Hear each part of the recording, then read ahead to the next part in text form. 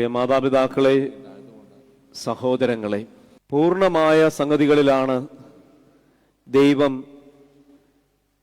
പ്രവർത്തിക്കുന്നത്, ദൈവകൃപ വ്യാപരിക്കുന്നത് എന്ന് നാം ചിന്തിക്കേണ്ടതില്ല.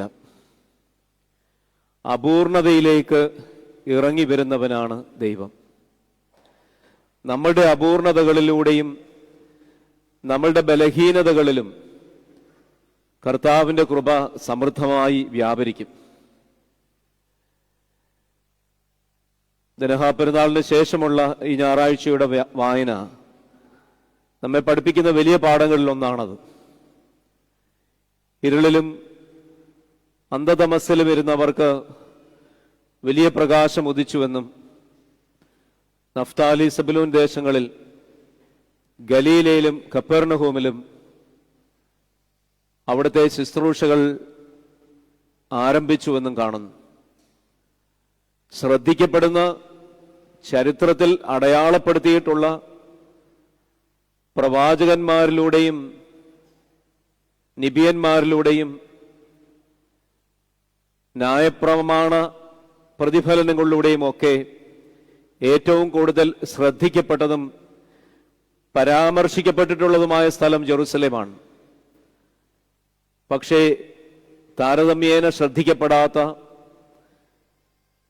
സകല ജാതികളും ഇടകലർന്ന് താമസിക്കുന്ന ഗലീല പ്രവിശ്യകളിലാണ് കർത്താവ് തന്റെ ശുശ്രൂഷ ആരംഭിക്കുന്നതും ഏറിയ പങ്ക് സമയം ശിഷ്യരോടൊത്ത് ചെലവഴിച്ചതും. അവിടെ ഈ രണ്ട് കാര്യങ്ങളും പറയുന്നുണ്ട്. ശ്രദ്ധിക്കപ്പെടാതെ ഇരുളിലും അന്ധതമസ്സിലും ഇരുന്നവർ എന്നുള്ള വിശേഷണവും അവർക്കവിടെ പ്രകാശം ഉദിച്ചു എന്നും പറയുന്നുണ്ട്. അപ്പോൾ നിശ്ചയമായിട്ടും ബലഹീനതകളിലും ശ്രദ്ധിക്കപ്പെടാത്ത സ്ഥലങ്ങളിലും അയോഗ്യമെന്ന് ലോകം, പൊതുസമൂഹവും നമ്മളുടെ സാധാരണ മാനുഷിക ബുദ്ധിക്കുമൊക്കെ മുദ്ര കുത്തപ്പെടാവുന്ന സ്ഥലങ്ങളിലും ദൈവകൃപ വ്യാപരിക്കും എന്നുള്ളതിന് സംശയമില്ലാത്ത കാര്യമാണ്. തലമുറകളുടെ വിവരണങ്ങൾ വരുമ്പോഴും പുതിയ നിയമത്തിന്റെ തുടക്കത്തിൽ തന്നെ എല്ലാ തരത്തിലുമുള്ള ആളുകൾ യേശുക്രിസ്തുവിന്റെ പരമ്പരയിൽ അവരുടെ പേര് രേഖപ്പെടുത്തതായി നാം കാണുന്നുമുണ്ട്. അതുകൊണ്ട് നിശ്ചയമായിട്ടും നമ്മുടെ അയോഗ്യതകളെ യോഗ്യതകളാക്കി മാറ്റുന്നത് നമ്മളുടെ ഗുണപരമായ പ്രവർത്തന ശൈലി കൊണ്ടോ നമ്മുടെ നന്മകൾ കൊണ്ടോ ആവില്ല. മറിച്ച് അത് ദൈവത്തിന്റെ തെരഞ്ഞെടുപ്പും ദൈവിക പദ്ധതിയുടെ ഭാഗവും ദൈവിക കൃപയ്ക്ക് വ്യാപരിക്കുവാനുള്ള രീതിയും, വ്യാപരിക്കുന്ന രീതിയുമായി അതിനെ നാം കാണേണ്ടിയിരിക്കുന്നു. പക്ഷേ ഇത് നമ്മെ ഓർമ്മിപ്പിക്കുന്ന ജീവിത പാഠങ്ങളുണ്ട്, പ്രധാനപ്പെട്ട സന്ദേശങ്ങളുണ്ട്. അതായത് ശ്രദ്ധിക്കപ്പെടാതെ മാറി നിൽക്കുന്നവർ, അയോഗ്യരെന്ന് മുദ്രകുത്തപ്പെട്ടവർ, അവരോടുള്ള നമ്മളുടെ സമീപനം എന്താണ്? ലോകത്തിന്റെ സമീപനം എന്താണ്? ഇതൊരു സ്വയം ചോദ്യമായി നമ്മളോട് തന്നെ നാം ചോദിക്കേണ്ട ഒരു കാര്യമാണ്. ബലഹീനരോടുള്ള നമ്മളുടെ സമീപനങ്ങൾ അതേപോലെ തന്നെയുള്ള ഒരു കാര്യമാണ്.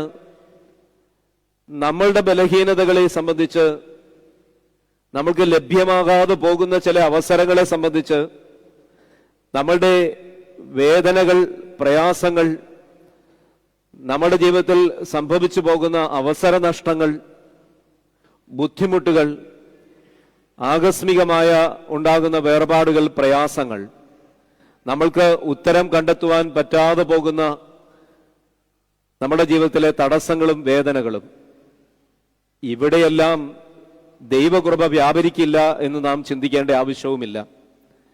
ഇരുളിലും അന്ധതമസ്സിലും ഇരുന്നവർക്കാണ് പ്രകാശം ഉദിച്ചത് എങ്കിൽ നമ്മളുടെ ബലഹീനതകളിൽ ദൈവം തൃക്കൺ പാർക്കുകയും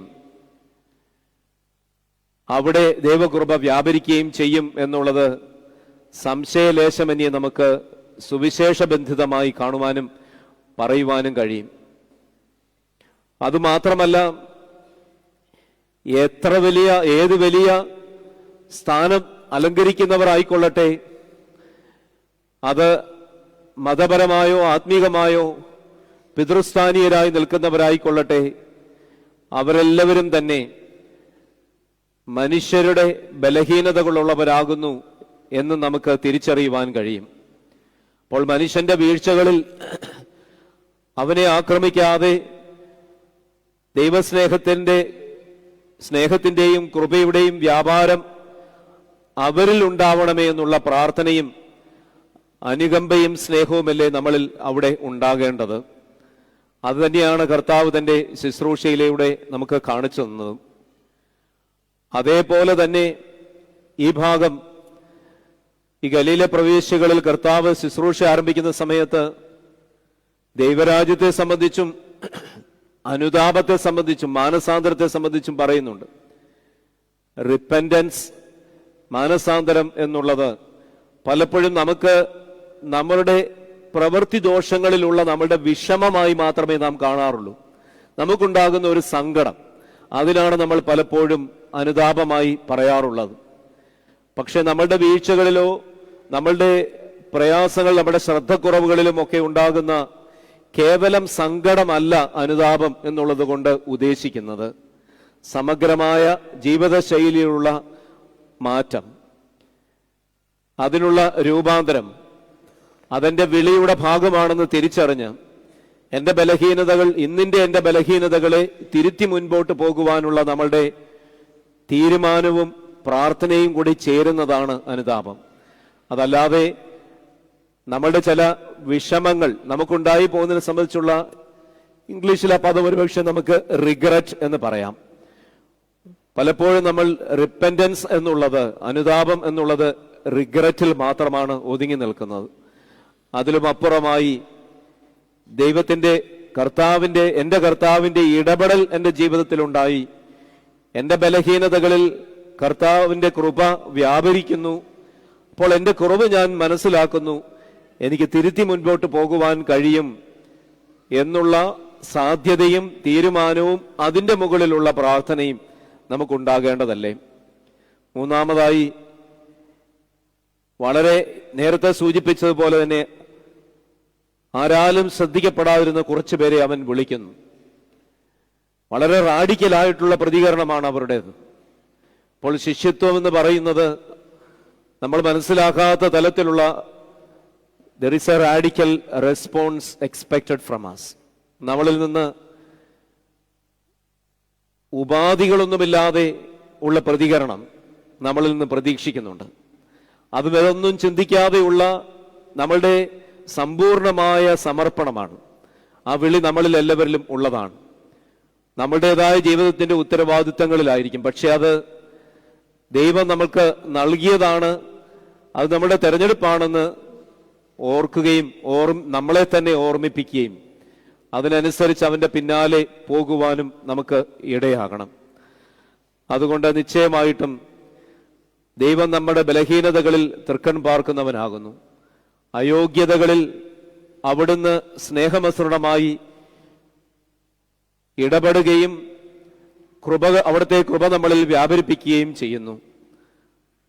അതിലൂടെ ചുറ്റുപാടുമുള്ള ബലഹീനാംശങ്ങളെയും അപൂർണതകളെയും വിധിതീർപ്പോടുകൂടി കാണാതെ, കുറ്റാരോപണത്തിലൂടെ കാണാതെ സ്നേഹത്തിന്റെ കണ്ണുകളിലൂടെ കാണുവാനും, കർത്താവിന്റെ വീണ്ടെടുപ്പിൽ നിന്ന് ആരും അന്യരല്ല എന്ന് തിരിച്ചറിയുവാനും, നമ്മുടെ ജീവിതത്തിലെ അനുതാപം എന്ന് പറയുന്നത് കർത്താവിന്റെ സ്നേഹത്തിന്റെ മുഖത്തിനു മുമ്പിലുള്ള നമ്മളുടെ തിരുത്തലുകളെ കണ്ടെത്തി മുമ്പോട്ട് പോകുവാനുള്ള പ്രാർത്ഥനാപൂർവമായ തീരുമാനമാകുവാനും ഈ ഒരു സുവിശേഷ കാലം നമുക്ക് പ്രാപ്തി തരട്ടെ എന്ന് പ്രാർത്ഥിക്കാം. ദൈവത്തിന്റെ പരിശുദ്ധാത്മാവ് നമ്മെ നയിക്കട്ടെ.